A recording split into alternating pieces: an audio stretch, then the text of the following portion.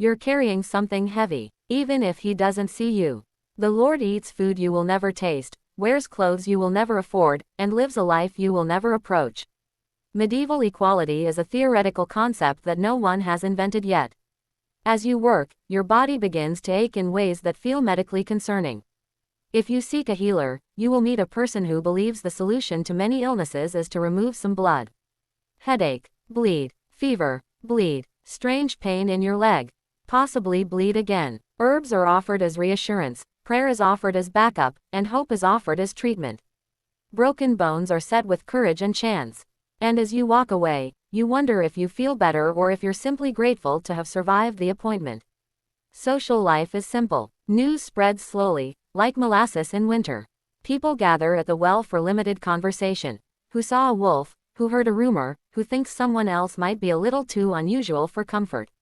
Entertainment is rare. A traveling storyteller might arrive twice a year, reciting stories that everyone forgets by the next morning. Nights are long, dark, and quiet. With no artificial light, the day ends when the sun does.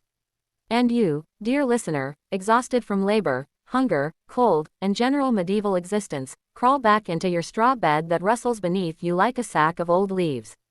Dinner, unsurprisingly, is more bread. Perhaps soup if you've reached the highest form of peasant luxury. Not thick soup, not creamy soup, water with something floating in it, soup. Warm enough to keep you alive.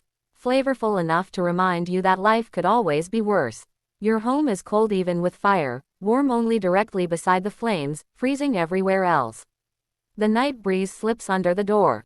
You wrap yourself in wool and listen to the quietness of a world without machines, without electricity, without anything except the soft breath of your own tired existence.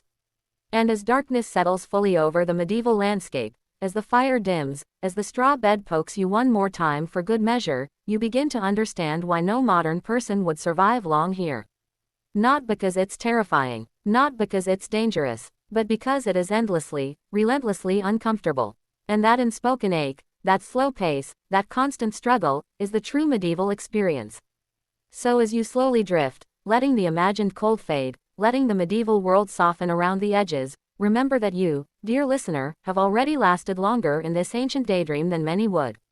And if sleep is finally finding you, then the sleepless historian wishes you a quiet night, free from straw beds, breakfast beer, or suspicious medieval soup.